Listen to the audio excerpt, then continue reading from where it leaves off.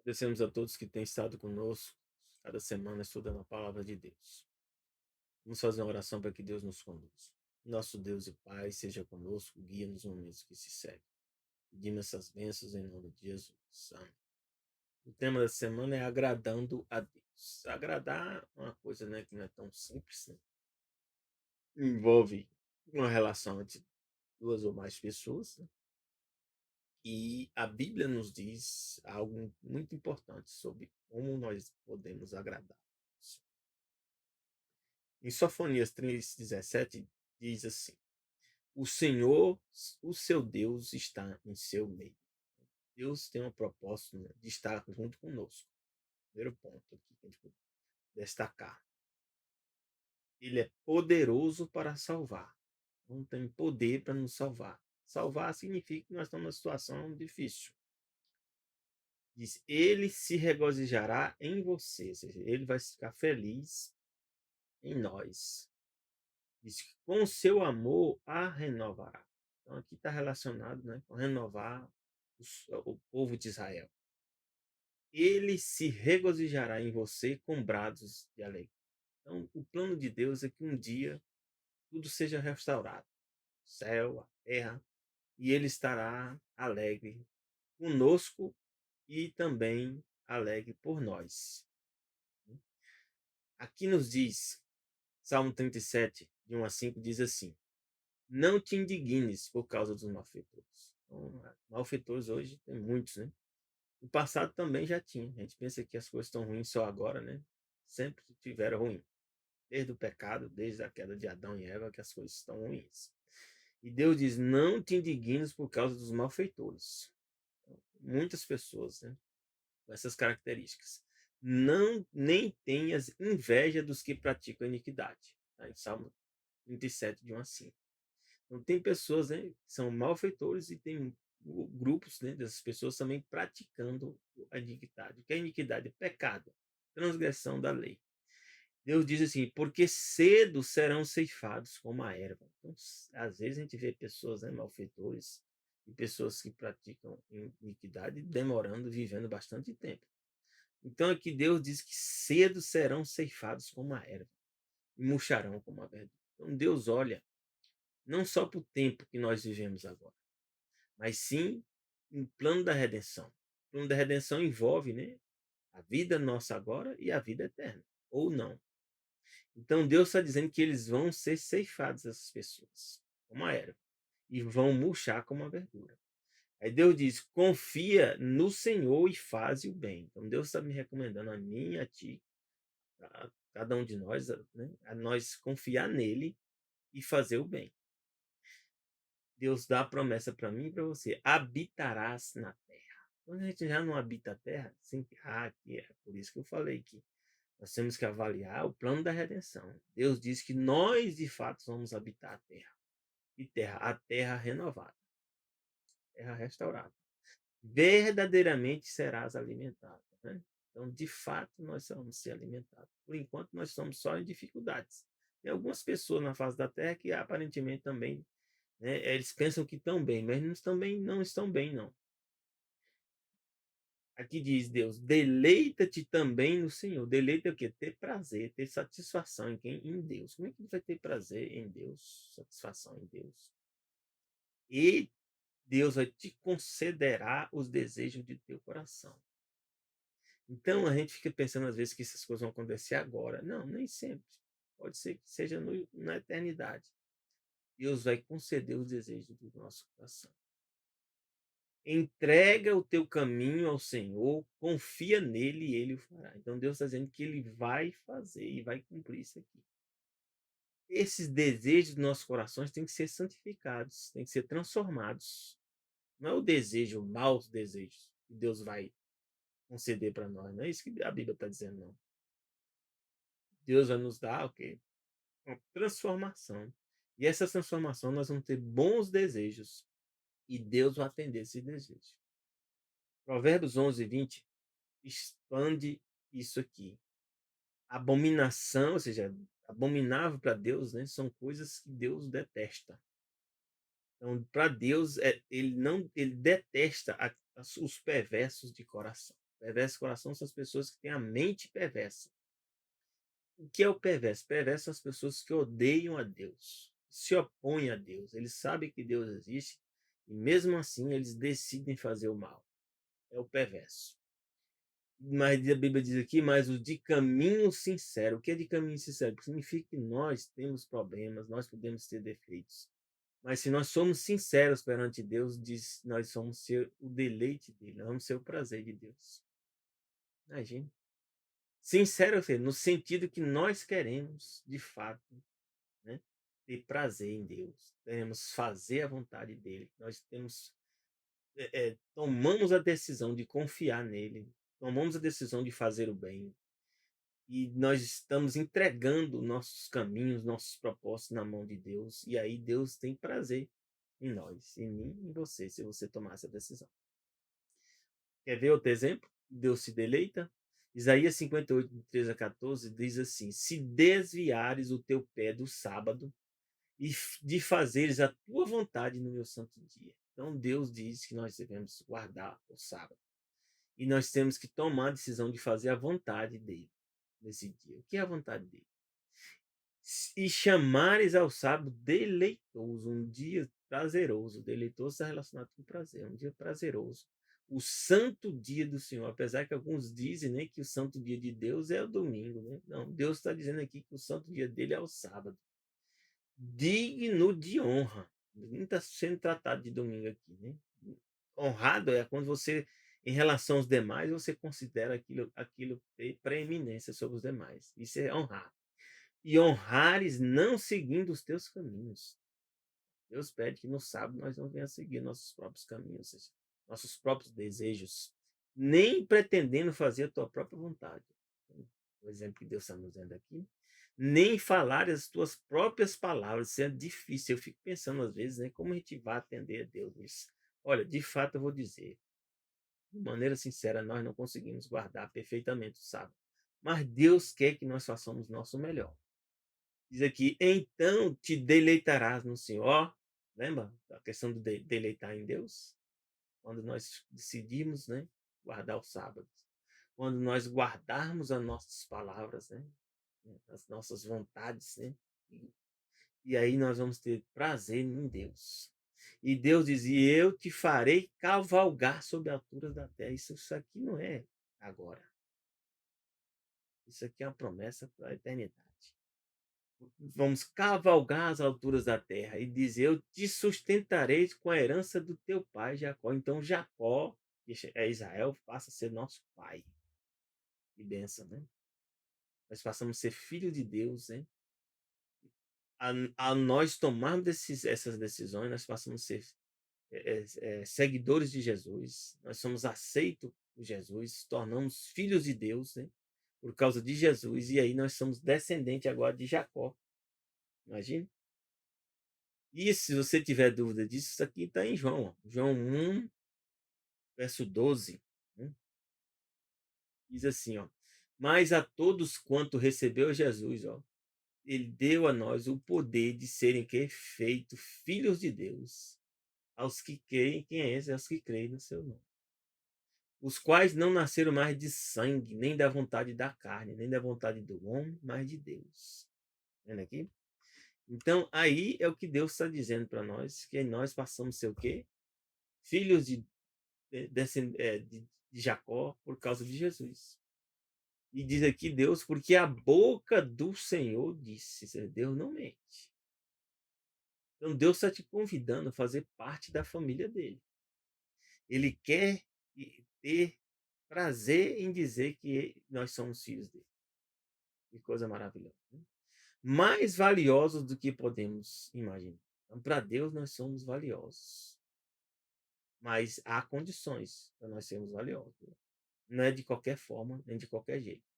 Lucas 15, de 11 a 16, conta a história, gente. Jesus dá um exemplo, que havia um certo homem que tinha 2 filhos. E o mais moço deles disse ao pai, pai, dá-me a parte dos bens que me pertence. Então, toda a herança que ele era para ter, somente com a morte do pai, ele já pediu uma vida, um pai em vida. E o pai tendo uma boa pessoa, né, repartiu por eles a fazenda, fez a divisão. Poucos dias depois, o filho mais novo juntou tudo que tinha, ó, partiu para uma terra longínqua e ali desperdiçou seus bens vivendo dissolutamente. Ou seja, ele, na verdade, a herança dele acabou, literalmente. E havendo ele gastado tudo, houve naquela terra uma grande fome. Você vê, às vezes você faz planos, né, pensando que vai dar tudo certo e as coisas dão tudo errado, e você perde até aquilo que você tinha e começou a padecer necessidades. Isso aqui a gente pode lembrar, né? Também a história da humanidade. E foi-se chegou um dos cidadãos daquela terra, o qual o mandou para os seus campos, para apacentar porcos, imagina? Então a situação dele estava cada vez mais difícil. E ele desejava encher o seu estômago com as bolotas que os porcos comiam. A situação estava crítica. Às vezes nós estamos nessa situação também hoje, na nossa vida pessoal. E ninguém ainda lhe dava nada. E aí, em Lucas 15, de 18 a 24, diz que ele teve compreensão da situação que ele se encontrava e tomou essa decisão. Ó. Levantar-me-ei, irei ter com meu pai. E dir-lhe-ei, pai, pequei contra o céu e perante ti. Já não sou digno de ser chamado teu filho. De fato, né? Ele era filho, mas não era mais herdeiro. Faze com que um dos teus jornaleiros, ou seja, teus trabalhadores. E levantando-se foi para seu pai. Quando ainda estava longe, viu o pai, viu seu pai. E se moveu, o pai dele o viu, e ele se moveu de íntima compaixão. Correndo, lançou-se ao pescoço e o beijou. Diz aqui a história, né, que geralmente os pais naquela época não corriam em direção às pessoas é que tinham que fazer esse ato. Diz: o filho lhe disse: pai, pequei contra o céu perante ti, já não sou digno de ser chamado teu filho. De fato, ele ainda era filho, mas não era mais herdeiro. Ele tinha pego toda a herança. Não pode esquecer disso. Mas o pai disse a seu servo: trazei depressa a melhor roupa e vestiu. Ponde-lhe um anel na mão e alparcas nos pés. Trazei um bezerro cevado e matai e comamos e nos alegramos. E aí o pai dá uma resposta para mim e para você hoje. Porque esse meu filho estava morto. Então, de fato, eles abandonam a casa do pai e ele foi na condição de não voltar mais. E reviveu e tinha se perdido e foi achado. Deus vê nós também dessa forma. Isso aqui é a história da humanidade. A humanidade está morta desde a queda de Adão e Eva. E Jesus vem para nos reviver. Por causa de Jesus, nós somos revividos. Por causa de Jesus, nós que tínhamos sido perdidos, nós fomos encontrados. Né? E aí haverá, né, começaram a alegrar-se e dar uma grande festa. Por causa de Jesus, haverá uma grande festa um dia, né, na terra e também no céu, porque nós fomos resgatados. Então, essa alegria de Deus para mim e para você é com júbilo. Isaías 62, de 4 a 5 diz assim: nunca mais te chamarão desamparado. E que Deus, essa mensagem aqui é dada para a nação de Israel. Deus disse que ela não vai ser mais chamada do que desamparada. Nem a tua terra se denominará jamais assolada. Então, imagina a terra desamparada e assolada. Mas chamar-te-ão, o meu prazer está nela, e a tua terra a casar. Então Deus trata das nações como uma mulher e diz que vai casar com essa mulher, que é a nação de Israel. Porque o Senhor se agrada de ti. Então, nós podemos dizer que o povo de Israel hoje não é mais, né, o Israel, né, verdadeiro. E o Israel verdadeiro está espalhado sobre a face da terra. Mas Deus diz aqui que vai se agradar dessa nação e a sua terra se casará. E a terra se casará. Então, isso aqui tem que estar relacionado com o futuro. Não pode ser com o presente agora. Porque como o jovem se casa com a virgem, assim teus filhos se casarão contigo. Então Deus dá uma promessa que um dia a nação de Israel vai ser restaurada. E como o noivo se alegra da noiva, assim se alegrará de ti o teu Deus. Oséias 2, 16, 21 diz assim, algo importantíssimo nessa passagem aqui, viu? Presta atenção. Naquele dia diz Yahvé. Yahvé, ó, no original, é YHWH. Deus diz o quê? Tu me chamarás meu marido e não mais me chamará meu Senhor. No original, meu Baal.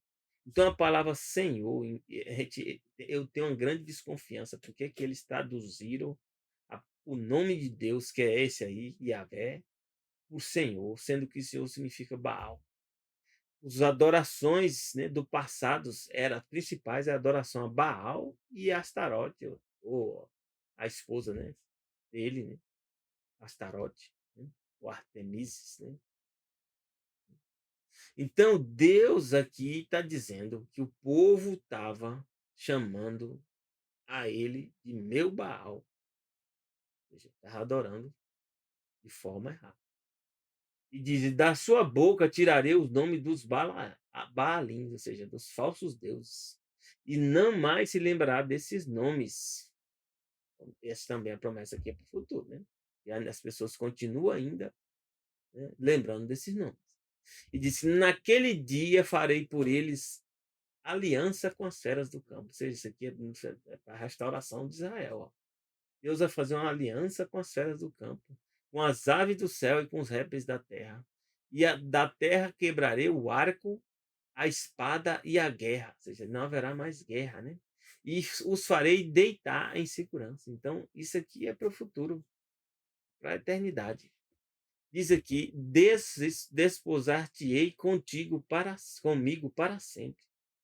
Então, Deus promete que vai casar com a nação de Israel para sempre. Uma esposa.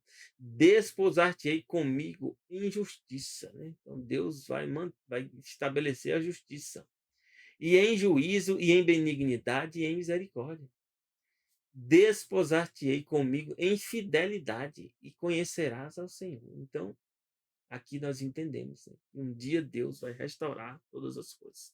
E acontecerá que naquele dia eu atenderei, diz o Senhor, eu atenderei aos céus e estes atenderão à terra. Benção, né?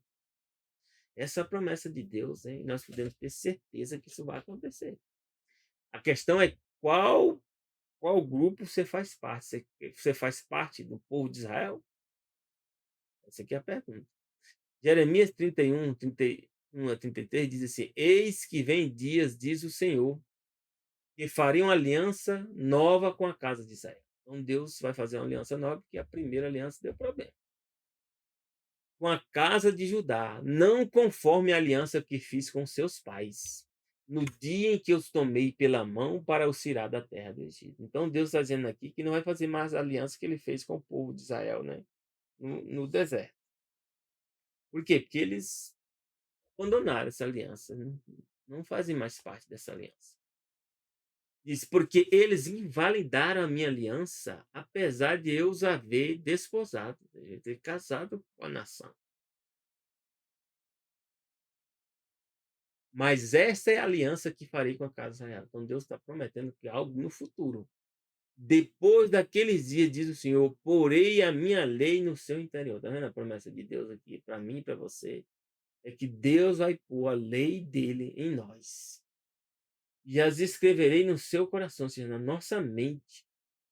E eu serei o seu Deus e eles serão o meu povo. Que bênção maravilhosa. Deus promete que vai restaurar todas as coisas. E se nós fizermos parte, né, dessa nação, parte, né, desse grupo, nós também seremos alcançados. Então, nós podemos agradar a Deus? Essa é a pergunta. Né?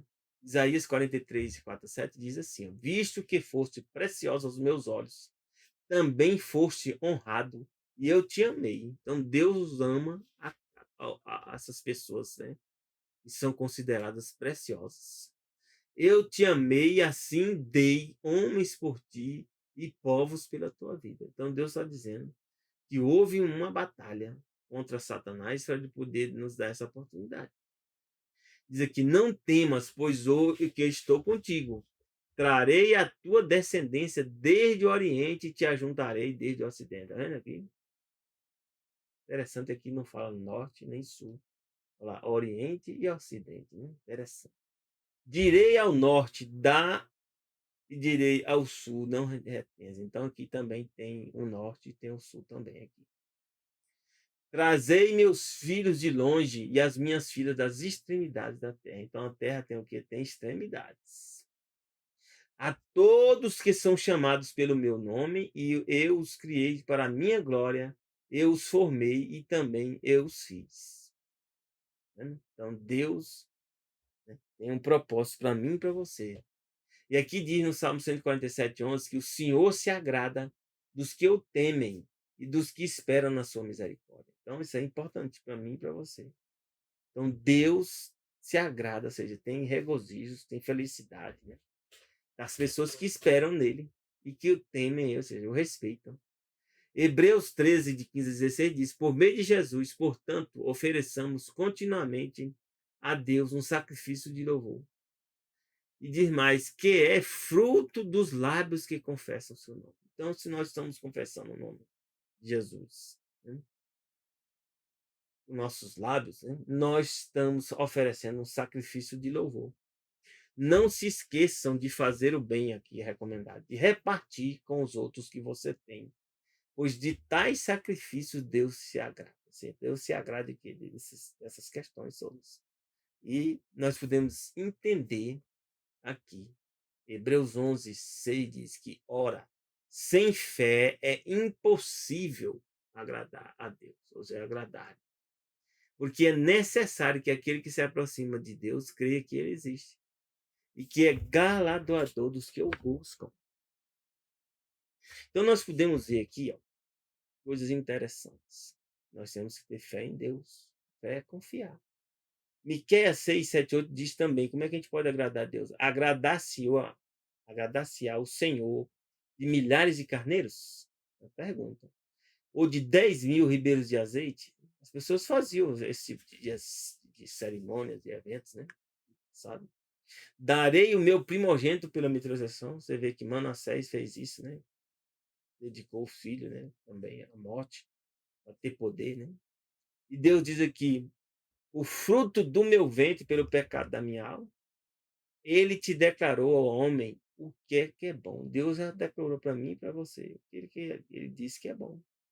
O que ele disse que é bom? O que é bom? É que o Senhor, o que Deus pede de nós? Aqui está explicado, ó. Senão que pratiques a justiça. Então Deus quer que nós pratiquemos a justiça. Imagina a situação do Brasil, né? Tanta injustiça, né? Ames a benignidade, ou seja, ames a bondade, né, para com as pessoas. E andes humildemente com Deus. Então, é importante, né, a gente saber, né, em que situação a gente se encontra, para que Deus possa, né, também fazer em nós essa obra aqui. Jeremias 9:24 diz, mas o que se gloriar, uma pessoa não deve se gloriar, se exaltar.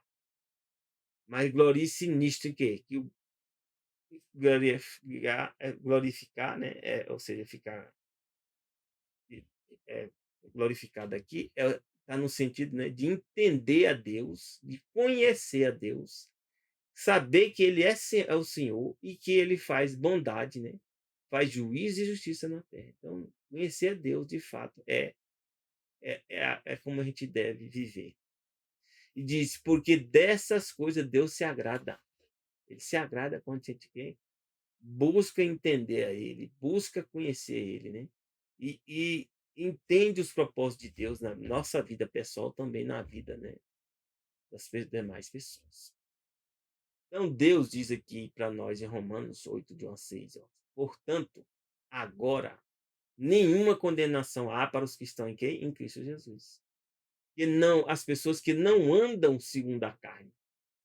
E segundo a carne, que é segundo a natureza humana, mas segundo o Espírito.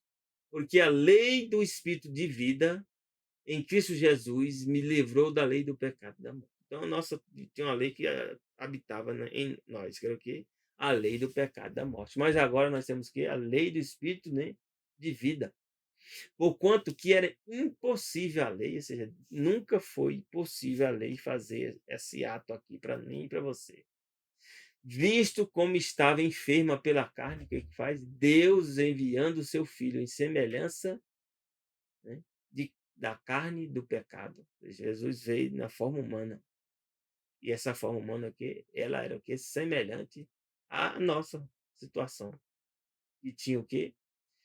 Pelo pecado, né? Jesus condenou o pecado na carne. Ou seja, Jesus veio, né, mostrar de como vencer o pecado, né? Mesmo esse pecado que é, né, na carne. Para que a justiça da lei se cumprisse em nós, que não andamos, né, segundo a carne, mas segundo o Espírito. Porque os que são segundo a carne inclinam-se para o quê? Para as coisas da carne. Mas os que são segundo o Espírito, para as coisas do Espírito. E aqui diz aqui para mim e para você, a inclinação da carne nos leva o quê? À morte. E a inclinação do Espírito de Deus nos dá vida e paz. Acho que a gente tem que buscar Deus. Deus tem um plano para mim e para você, como nós a gente pode ser vitoriosos, né? Aqui nos diz como é que nós vamos fazer, porque a inclinação da carne é morte. Então, a natureza pecaminosa, só com carne, nos leva à morte. E diz a inclinação do Espírito é vida e paz. Em 1 Pedro, né, diz aqui 2:1-4, deixando, pois, toda malícia, todo engano, fingimentos, invejas, todas as murmurações. Nós temos que participar disso aqui, deixar essas coisas aqui que Deus está nos explicando, temos que deixar.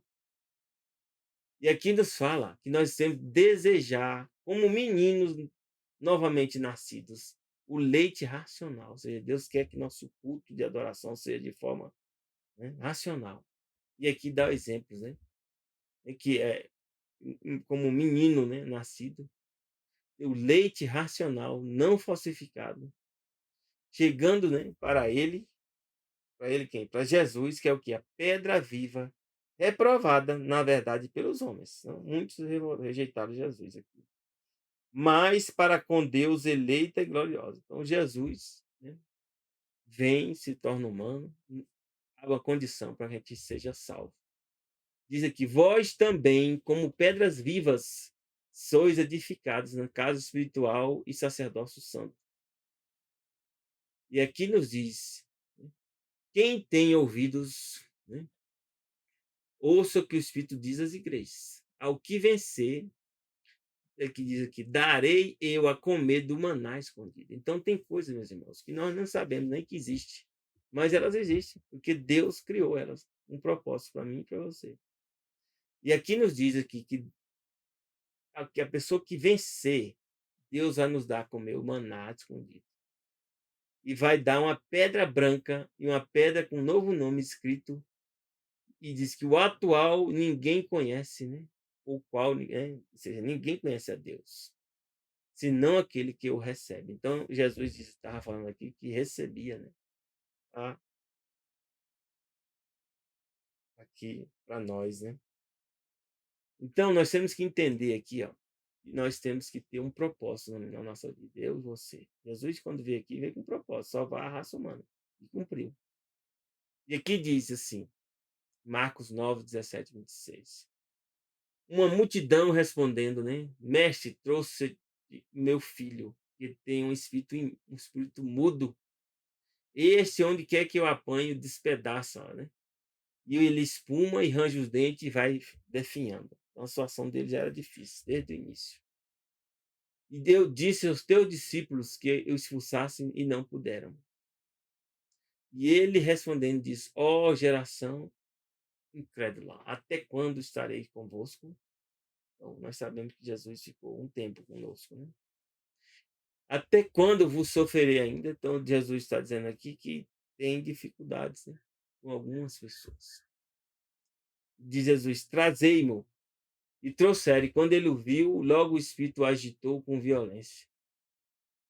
Então podemos ver aqui, né, que o espírito agitou o jovem aqui com violência. E caindo endemoniado por terra, revolvia-se espumando. Então, às vezes acontece coisa similar que a gente nem percebe que está sendo uma situação dessa, né? E perguntou ao pai dele quanto tempo que já sucede isso, e ele respondeu, né? Desde a infância, imagine. E muitas vezes o tem lançado no fogo, na água, para o destruir. Então, Satanás, ele quer tomar controle das nossas vidas e também depois nos destruir, para que a gente não venha atrapalhar os planos dele. E aqui diz, Jesus disse, se tu podes crer, tudo é possível que crer. Então, a situação é difícil, mas Deus, Jesus, né, falar aqui, se a gente tiver, né, aqui, se a gente crê em Deus, diz que tudo é possível para aquele que crê. Logo o pai do menino, clamando com lágrimas, disse, eu creio, Senhor, ajuda a minha incredulidade. Então a gente pode ver aqui que, às vezes, né, Deus permite que existam nossos filhos, né, para que Ele possa nos ajudar também a nos salvar, a ser salvo e também salvar eles. Jesus disse que viu a multidão, né, que concorria, repreendeu o espírito imundo, dizendo, espírito mudo e surdo, eu te ordeno, sai dele e não entre mais ele.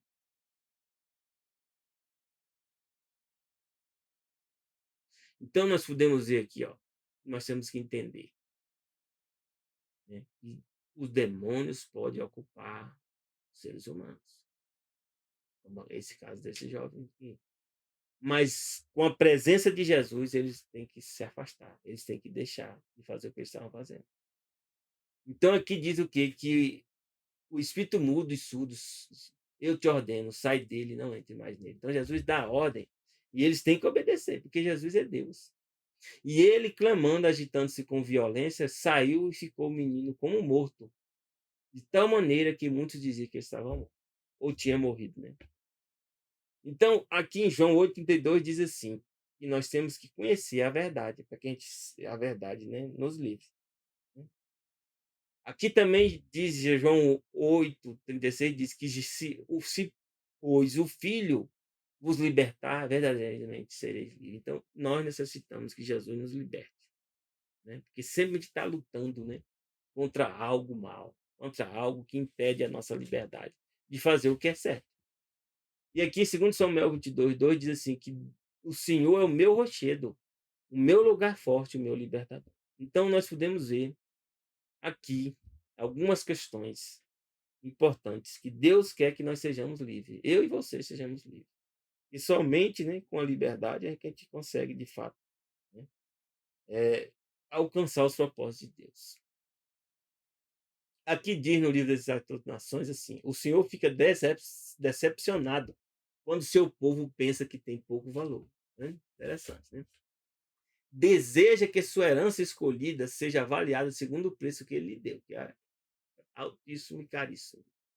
Deus a desejava, caso contrário, não enviaria seu filho em uma missão que custaria, né, um preço tão alto a fim de redimir. Então Deus ia, né, permitir que Jesus se tornasse humano, depois morria, né, depois deixava, né, para trás, né. Deus não é assim. Então aqui diz deseja, né, o Senhor fica decepcionado quando nós achamos, né, que não temos valor, mas nós temos. Deus a desejava, caso contrário, não enviar seu filho, como a gente leu. Né? Ele tem um propósito para cada um, para mim e para você. E se agrada muito, ou seja, fica feliz quando lhe fazemos os maiores pedidos, ou seja, quando a gente pede pedido com fé, para que ele nos atenda. E diz, para que glorifique o teu nome. Podem esperar grandes coisas se tem fé em suas promessas. Então, nós temos fé nas promessas de Jesus, a gente pode esperar grandes coisas. No entanto, orar em nome de Cristo significa muito. Quer dizer que aceitamos o seu caráter, que diz, ó, revelamos suas atitudes e fazemos as suas obras. Então, a gente tem que viver uma vida, né, e similar a essa que está sendo dita. Diz que ele salva as pessoas não em pecado, ou seja, as pessoas continuam no pecado, sim, mas do pecado. Então, Deus quer salvar a mim e você do pecado, né? Mas não é em pecado. E aqueles que o amam mostrarão seu amor por meio da obediência. Então, primeiro você ama, depois com amor você vai obedecer. E aqui diz: se permitirmos, ele se identificará de tal forma com nossos pensamentos e propósitos que moldará de tal maneira nosso coração e nossa mente em conformidade com a vontade de Deus. Diz aqui: quando lhe obedecemos, estaremos apenas seguindo nossos próprios impulsos. Mediante a comunhão com Deus, o pecado se tornará abominável para todos nós, para mim e para você. E aqui diz: muitas são as aflições do justo, mas o Senhor os livra de todas. Então Deus quer que nós sejamos livres. E diz: não, Jesus fala: não peço que os tires do mundo, mas faça o quê? Mas livre a nós do mal. Esse é o propósito de Deus para mim e para você. E aqui fala, para a gente concluir, Salmos 50:15 diz que nós temos que aprender o quê? Invocar a Deus no dia da angústia. Eu te livrarei, tu me glorificarás. Então Deus quer que nós o invoquemos. E ele diz que vai nos livrar e nós vamos glorificar a Deus, né, com o nosso testemunho. Então aqui eu já desejo a você um bom fim de semana. Já desejo a ti um feliz sábado, que começa aqui, o pôr do sol da sexta ao pôr do sol do sábado. Graça e paz de Deus para